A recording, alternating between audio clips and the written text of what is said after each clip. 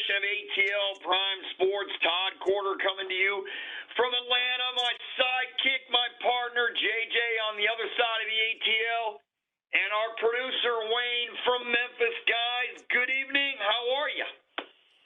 Doing good.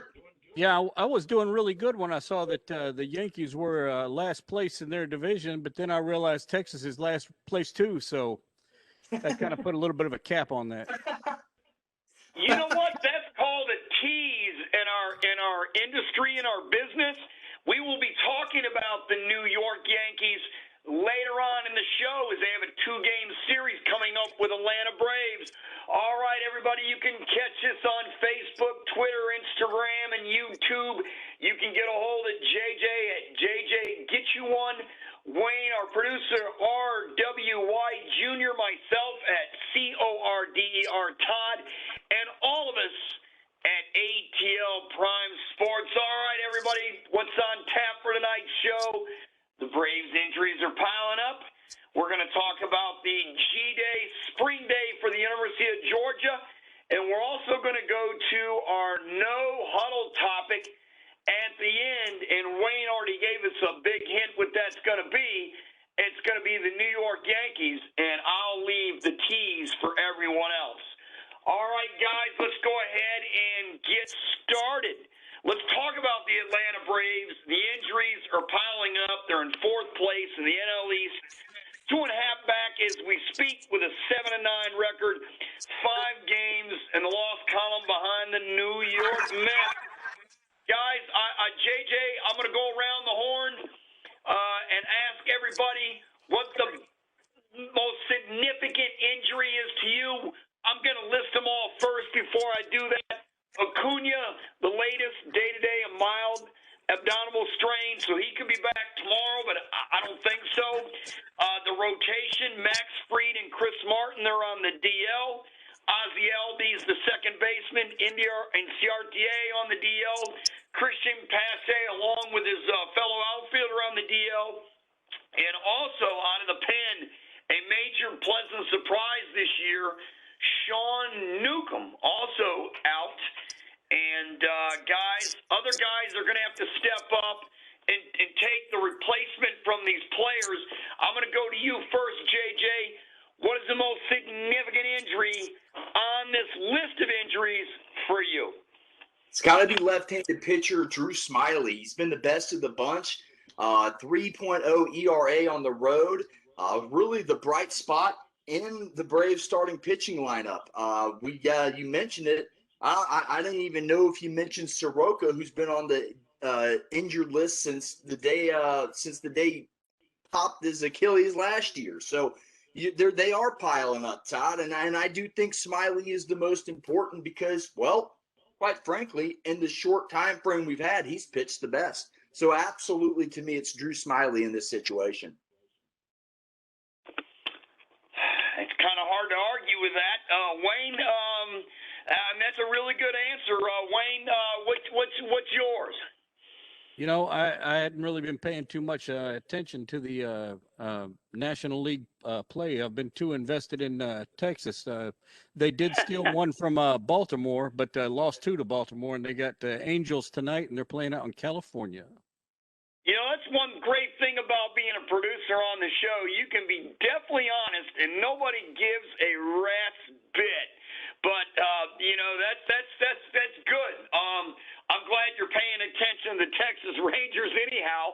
But I mean, Wayne, you know somewhat from this ball club. The biggest name on the list is Acuna. You know that. You know that we talked about him on Friday. He ended up being the NL Player of the Week. He had a dynamite weekend. He's the leadoff player, lead off at the top of the order. You and I said on Friday, he reminds you of Ricky Henderson. Yeah, I remember us talking about that. And, I think the longer this season seems to go, I feel like the more Atlanta fans are beginning to get disenchanted with this team. And I hate this getting to be like that. But injuries, along with less than what they expected in playing, what can you expect? Well, I mean, to me at this point, it's way too soon to get to get concerned about where you are in the standings, about getting healthy and playing well. Yes, we mentioned earlier, they're 5 games out in the loss column. I guess the most significant injury to me is definitely to the top 2 guys in the rotation, because without Fried and Smiley, this club doesn't contend from a pitching standpoint, but from an everyday player in the lineup standpoint, it's definitely Acuna. I mean, he's the one that stirs the drink for this ball club, JJ. They've got to have him back, and they got to have him back soon. Yeah, you mentioned it. Luckily, the Braves did dodge a bullet in the fact that it looks like he will not have to go to the injured list. And I still got to get used to saying it. I have to say it slow because I'm so used to it being called the disabled list for so long. But he's going to avoid the injured list. Looks like he may be able to come back for the second game there in New York, which, again, we'll talk about later on in the show. But it is very significant. You're talking about a guy who might be the best baseball player on the planet. 419. He's second in RBIs, first in OPS. The guy's slugging unbelievable. He's getting a walk. He's going to second on a stolen base. I think he's 100% on the year, 3 for 3, if I'm not mistaken. So, yeah, Acuna definitely hurts this lineup right now, but they did dodge a bullet. Same with Albies. You mentioned Albies. He got hit in the knee with the pitch. I believe that was Saturday afternoon. He missed Sunday night's game. And here we are now. 2 of arguably your best players, young players on this franchise, aren't going to be playing in your game in the big city in Yankee Stadium tomorrow night. So we'll see about that. I should say Tuesday night. But you're right. It looks like the hottest hitter on the planet will not be in the lineup for a game, maybe 2, depending on how he feels after these couple off days they have. Yeah. Man, I tell you what, honestly, JJ and Wayne, I was really looking forward to seeing Acuna play in Yankee Stadium. You know, there was a young center fielder named Andrew Jones who, did some serious damage in the playoffs and the 96 World Series by yanking 2 out of them in Yankee Stadium as a 20-year-old. His first 2 at-bats. What's that? They were like the first 2 or 3 at-bats in the World Series too. It was nuts. Oh, it was, and I'm just looking. Acuna does so much more than the box score. I mean, he scored on a hard grounder to shortstop, ate up the Cubs shortstop. He kind of fell back on his tush and on his back, had to get up. They, couldn't get anybody out. Acuna was on second base on a ground ball to the shortstop. Yes, providing the throw would have been on the money, he would have been out.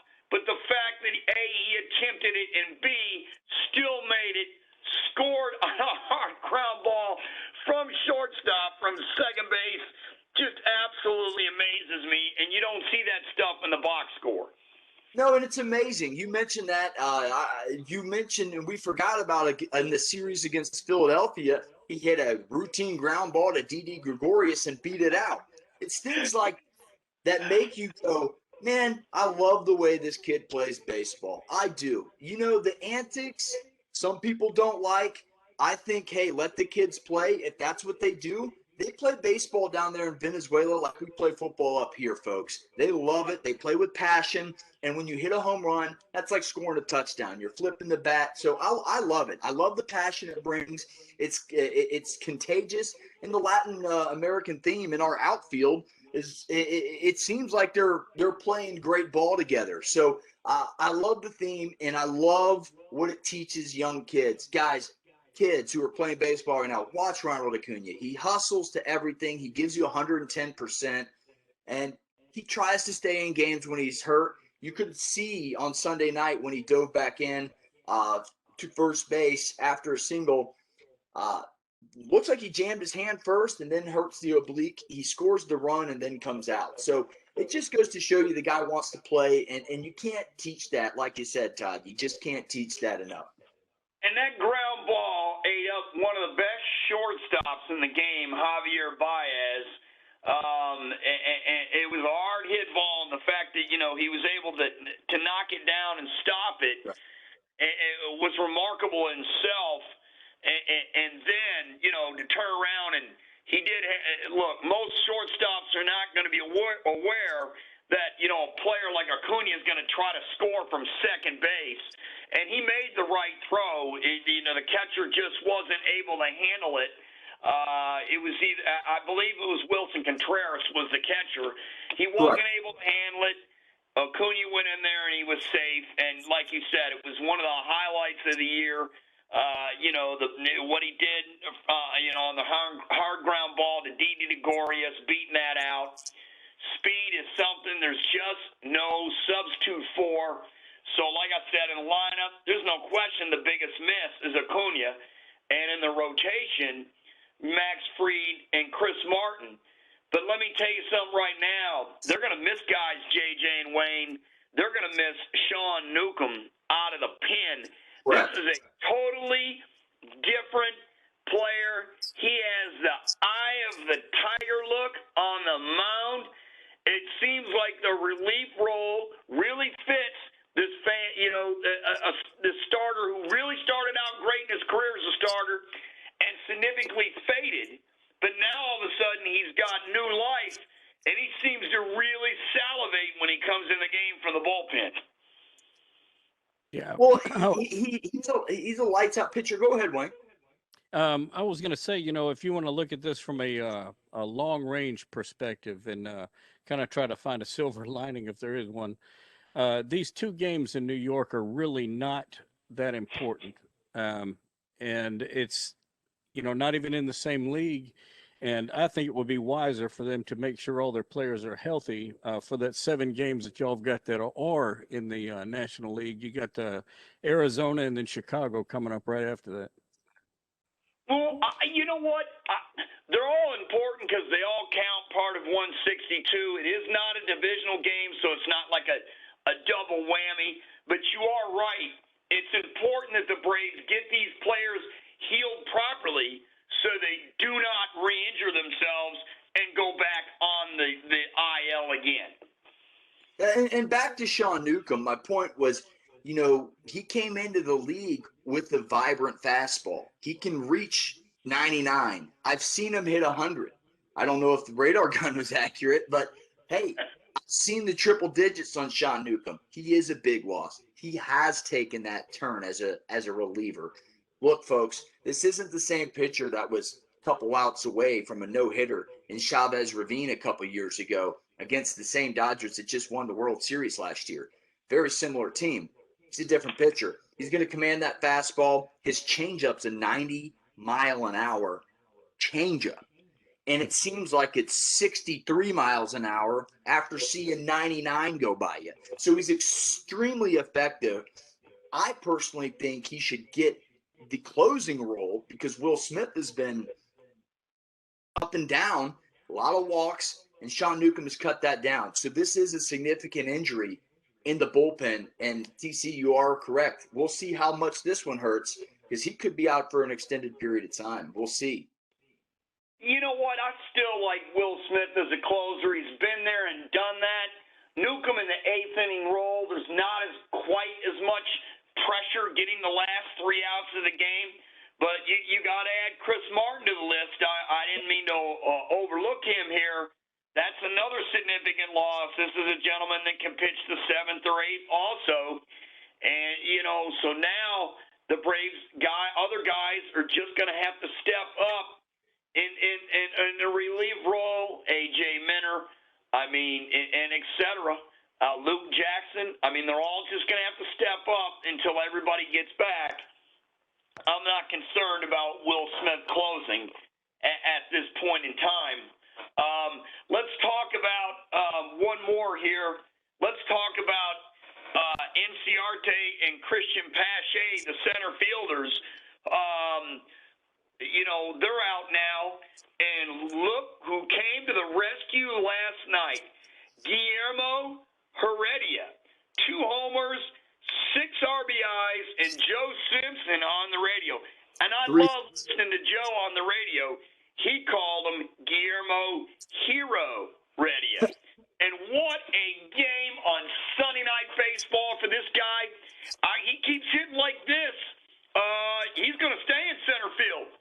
I mean, this is an opportunity for this kid to pick it up big time with Acuna out of the lineup, JJ. Absolutely. You got to take these chances and run with them. You don't get many big-time opportunities like this in Major League Baseball. He obviously took advantage of it in a big stage on Sunday Night Baseball, knocking a grand slam out of the park that really put some separation. And flip-flop 13-4 loss into a 13-4 win from the night before. So they kind of traded scores there in 2 consecutive games. But you are right. Guillermo has been a bright spot in this lineup since he's been called up. You mentioned he got 3 hits in Sunday Night Baseball. And it's an opportunity to shine, my friend, and he's doing it. Shine that he did. I tell you, the crack off the bat, the crack off from the bat from the baseball. Alex Rodriguez enjoyed that sound last night. Boy, just the crack off the bat. I mean, bang. I mean, those were no doubters. Speaking of a no doubter, JJ, let's switch over to something that's near and dear to your heart. That would be G-Day, the spring football game from the University of Georgia. And my, oh my, I tell you who stood out for me, JJ. They call him the Big O at tight end, Darnell Washington. Wait until this gentleman catches a football out in the open field this fall. He's like a wrecking ball. You better grab him up in a hurry, or he's just going to drag defenders to the end zone. Yeah, you're right about that. Talk about the best combination of size and speed I have seen in a long time, folks. You are correct. The Big Zero, they are calling him. Mr. Washington had a great catch, trucked the DB and took it inside the 10-yard line, in which the Dogs eventually put their hands above the head for the referees for a touchdown. This guy can move, this guy can catch, this guy can block, and he looked like a much improved player from his freshman season. You mentioned it. Buster Faulkner came in 2 years ago almost. He wants to use the tight ends more. I think you'll see that this year. JT Daniels starting to look like he's really clicking with Washington and a couple other players too. So TC, I'll let you dictate where we go from here, man. I'm excited to talk about these Dogs, but Big Zero looked extremely good and extremely athletic, and looks like a pretty good safety blanket for quarterback JT Daniels there in Athens. Man, you and I were just amazed when we saw the video. I mean, we were just amazed at this guy. You just mentioned it, the size and the speed. Man, safeties, you better have your head on a swivel when this guy catches a ball in the middle of the field.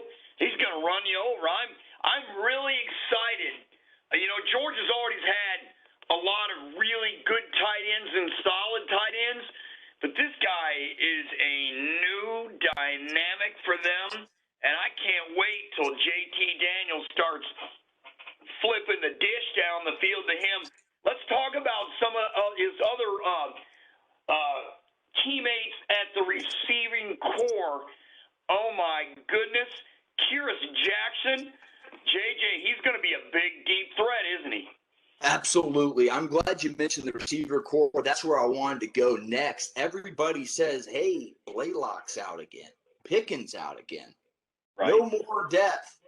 In comes Kyrus Jackson. In comes the senior Demetrius Robinson, who's really showing poise. And incoming freshman A.D. Mitchell had a bomb right before the end of the half. Big-time catch in the end zone.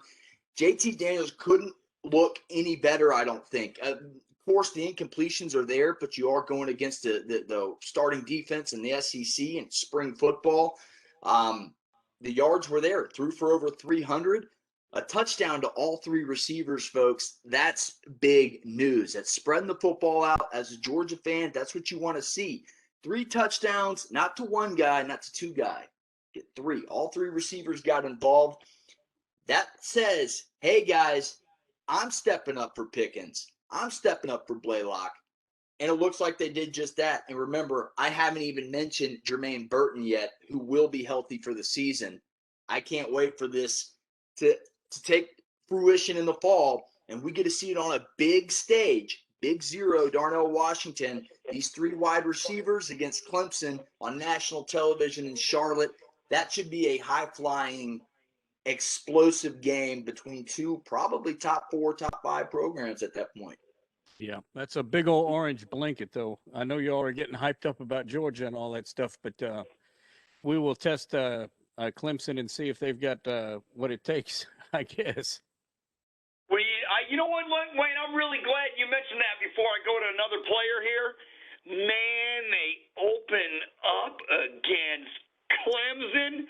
Oh, wow. I mean, that is going to be a packed house. It's in Charlotte. Yeah, they had to move it to you know Charlotte. what? You're going to see folks flock up from Athens to Charlotte, and obviously from Clemson to Charlotte.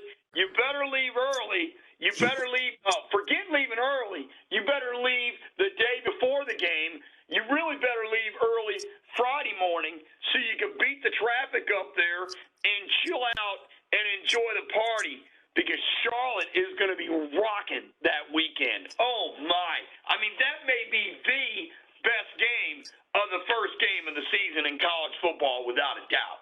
Yeah, well, absolutely. I mean, much better than what Auburn opens up against the Akron Zips. And yeah, I will give you $1 if you can tell me what the Akron Zips mascot is. I'm not going to earn $1. You know what it is, JJ? It's a bird of some sort, isn't it, or something? Isn't it an airplane, like an airplane or something? That's what they're called, the Zips, and it's a kangaroo. Wow.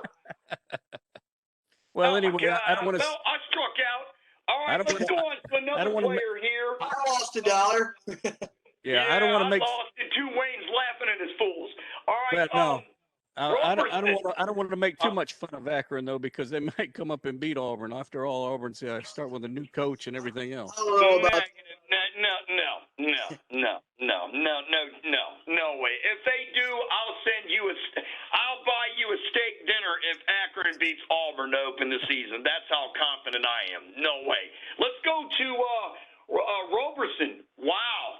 Another wide receiver, JJ, that just really impressed me against some very good defensive backs in a spring game.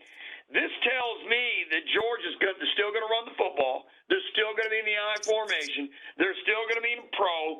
But also this tells me they're going to go deep way more than normal, and they're going to set it up with a play-action pass from the running game. And this may be the most quote-unquote explosive offense we're going to see from Georgia in quite some time. Yeah, I think you're right about that.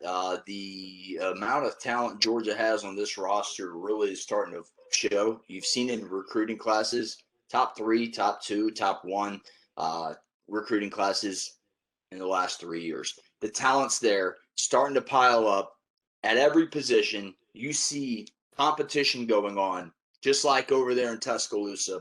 This is a real deal year. And I'm glad you mentioned, again, the wide receivers. I mentioned all 3 of them. JT Daniels threw to each one. That's a big sign. A big sign. Spread the ball out. And it even looked, folks, James Cook, Dalvin Cook's younger brother, Milton, McIntosh, they got catches out of the backfield, folks. And when that happens, you got to put another spur. You got to put your defensive end out in the flat. You got to put your defense in different situations. That opens up Washington. That opens up Robertson for a deep threat. That opens up A.D. Mitchell, the new flying freshman, as I'm going to call him, because he looked amazing Saturday. That opens this up for a spread offense that you finally can see. And that brings it back to what you said, Todd. They are going to air it out. They have to. If you want to get to the next level, you have to do what Nick Saban did over there in Tuscaloosa. Spread the ball out. Use your power formations to get ahead in early downs. If you get that first 4 yards, if Georgia gets a first and basically 4 yards, 2nd and 6. Huge advantage for the University of Georgia Bulldogs. I Todd, want you to nailed it on the head. This team's going to throw it all over the place. They have to. They got to spread players out. They got to get them in open spots and let them do what they do best. Georgia's got speed all over the place. Use it. Yeah, another advantage that I think Georgia has in this game is they have a homecoming of sorts for a certain assistant coach who I think probably has some information on how to beat Clemson himself. You're right. Will Muschamp came in on the staff. Son's on the roster. He's a quarterback in that stacked quarterback room, and I do think that will bring a lot. He played Clemson every single year. He saw Trevor Lawrence. He saw DJ. I'm not even going to try and pronounce the quarterback at Clemson's last name now until fall. I'll get it down by fall, folks. We're just going to stick with DJ. He's seen him before. He knows how to do it. I think that will bring an extra wrinkle into Georgia's coaching room going into week 1. Well, I tell you what, when they play Clemson, they better wrap up DJ. That is one big dude, and he lit up Notre Dame for 400-plus in a losing effort in South Bend last season. Let's switch over from the offensive side of the ball to the defensive side of the ball quickly. We mentioned Demetrius Robertson, the senior from Savannah, went to Savannah Christian California High School. But this kid, the DB, Lewis Chine, the junior from Cedar Hill, Texas, Trinity Christian, this is a ball hawk DB, 6'1", 200-pounder, JJ, and he picked off Bennett in the G-Day game on Saturday, and wow, this kid is going to get a lot of time in the secondary. Yeah, there's a lot of time. Again, the recruiting comes up here. You have you had a big battle. This is one of the battles I talked to you off air, Todd, on what I'm looking forward to most in the G-Day game, because the quarterback position was depleted very quickly. You're not going to see Stokes there. You're not going to see Webb there. You're not going to see Campbell there anymore. They're all gone. Not even Tyreek Stevenson, transferred to Miami, if I'm not mistaken. Now it's up to incoming transfer Tyke Smith and Jalen Kimber, who played great on Saturday as well. Amir Speed, the senior, who played good reps Saturday. And Kelee Ringo. This guy is extremely talented. He was a 5-star recruit. You have Nyland Green as well. They're all going to see playing time, whether it be in nickel, spur situations, star situations in Georgia's terms. But look, this team is stacked at that position, recruiting, and now you're seeing this. This is the benefits of what Kirby Smart's hard work has paid off. You got an incoming All-American. You got 5 stars backing him up at every which way. The quarterback position, you'll see all these guys play, but I do think Smith from West Virginia, the All-American's got the upper edge. He wasn't able to play in the spring game. You'll see him in the fall. He's just getting acquainted, but we'll see, folks. It looks like it's up to Smith and Kimber. Speed's going to get a lot of reps, but I'd like the X factor to be Kelee Ringo. I think he's a really good ball-hawking cornerback that can go up and make plays with his size. We'll see what happens, but right now Smith's the guy for your starting cornerback, Smith and Amir Speed. Yeah, I can't wait. All right, we're going to go to our no-huddle portion of the show. We're going to speed it up. We're going to speed it up quickly through the topics. I can't wait. The no-huddle portion, we gave a hint earlier in the show. Actually, Wayne did. The New York Yankees, they're in last place, not only in the AL East, but they're in last place in the American League. That is the first time they've been in last place in the American League since April 4th, 1998. But guess what the Yankees did that season? Oh, by the way, they went ahead and won 114 games and dusted San Diego in the World Series with a sweep. So, yeah, 4-game sweep. So my headline here, like you said, take a picture because it's not going to last long. Yeah. Right. Take a picture. the Yankees do have problems in that rotation besides Garrett Cole. So this is not the 98 Yankees. I don't even know if the Yankees will win the division because Boston is banging the heck out of the baseball like they normally do, but now they're getting pitching, and we'll see that. The Red Sox are a major surprise in the East. All right, let's go to the next one. Let's talk about, let's see here, Alex Smith. Yes, Alex Smith. JJ, I know this one is near and dear to you because this guy to me is the ultimate gamer at the quarterback position. And oh, by the way,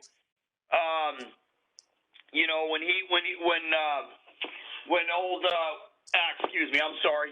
By the way, Alex Smith, he helped everybody out who's ever been under him. He's tutored some great quarterbacks, and we all know who the greatest quarterback that he helped tutor at Kansas City. Why, he's calling it quits after a 16-year career for 3 teams, San Francisco, Kansas City, and Washington. But, for what he did in Kansas City to help tutor a pretty good quarterback there, JJ, huh? Yeah, JJ, you mentioned it. You with me? Go ahead. I meant, are you with me? What's that quarterback that he tutored there in Kansas City to take over him for him? I can't remember his name. Help me out a little here. Patrick Mahomes. Yeah, Mahomes in Kansas City. Colin Kaepernick in San Francisco. Maybe Heineke is the guy in Washington. Who knows? But 16-year career, hats off to you, and you did mention it. This guy is near and dear to my heart because you know what? He took a lot of teams to the playoffs, and all he did was get flack. People would, hey, is Alex Smith the guy? Wins playoff games. Only was 2-5 in the playoffs. But he got there a bunch of times. Didn't have a lot of help. Helped the Washington team win the division after Dwayne Haskins yet has a fiasco and first-round draft pick that's now no longer with the team. Helped settle things down, get in the playoffs. So this is near and dear to my heart. And last but not least, first overall pick in 2005 out of Utah under Urban Meyer. And I'll tell you what, this is another big-time thing for me. The guy almost passed away from his last. He almost passed away. You're correct. And you know what, JJ? He came back to prove to everybody that he could still do it, and he did. And he's ending on his own terms. And let me tell you this, ESPN, NFL, whoever's listening to ATL Prime Sports tonight, like and subscribe to our YouTube page at ATL Prime Sports. Hit the like, subscribe button if you like the video. And also, folks, they need to name the award the Alex Smith Comeback Player of the Year award. That needs to happen. That's how influential this guy was, in my opinion. I love the guy. Nothing in the media when he got benched for Mahomes in the last week of the season, then traded in the offseason to Washington. Same with San Francisco. You know what, JJ? Put Kaepernick in, doesn't say anything. Just high character guy. Go ahead, Todd. Well, what amazes me the most is he had 17, 18 surgeries. He almost lost his life. B almost lost his leg. He kept getting infections. They kept doing all the work to it. And the amazing thing is he wanted to come back and play football. And most people, about 99% of people would have said, that's it. I'm retiring. I'm done. And this guy not only came back and played, but played remarkable well from this gruesome injury that he received. And it was an improbable return. And I agree with you. The comeback player of the award should be named after him. Patrick Mahomes Patrick Mahomes said it. I wouldn't have the career I'm having if it wasn't for Alex Smith. And same thing Colin Kaepernick said. I wouldn't have had the career if it wasn't for Alex Smith.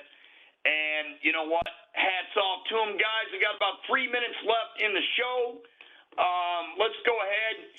Here's a what do you call it? A historical fact. Sunday marked 22 years ago since the great one, Wayne Gretzky, played in his last NHL game. He is the GOAT of hockey with 894 goals scored. And JJ, he had a nose and had a stick, and for the puck, you'd be able to put it in the net, and if he got it in the slot, forget about it. Yeah, you mentioned it. This is arguably, and I have arguably put him in there as the greatest athlete of all time. When you think of the GOAT, he is instantly embedded into your brain. He was the definition of the Iron Man, the good guy. Everybody wanted to see him win. He just kept scoring goals, and he never quit. So hats off. 22 years ago was his last NHL game, and honestly, was a young kid then. It doesn't seem like it's 22 years.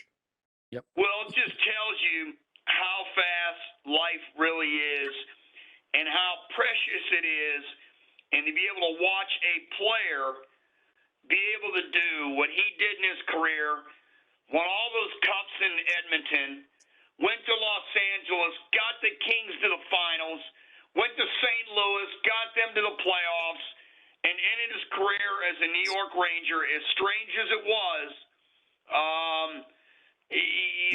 To be able to do that is incredible. You mentioned the St. Louis Blues, and I'm glad you did. One of my first hockey games was watching Brett Hull and Wayne Gretzky play hockey together in St. Louis. Absolutely crazy memory as a youngin'. But, yeah, hats off. 22 years ago, last Sunday, what a great career. Wayne Gretzky, the greatest. No doubt. The great one. All right, guys, that's the end of the show. Coming up on Friday live at 1 Eastern, David Finoli, an historian, has written several books in regards to the history of Pittsburgh sports. Now, what does that have to do with Atlanta sports and ATL Prime Sports? We're going to talk about the great series that the Braves played and the Pirates played in the early 90s in the NLCS. He wrote books about it. He wrote a lot about it, and we can't wait to bring it up with him. And he'll do that live at 1 o'clock Eastern Standard Time on ATL Prime Sports. You can listen to the show two ways,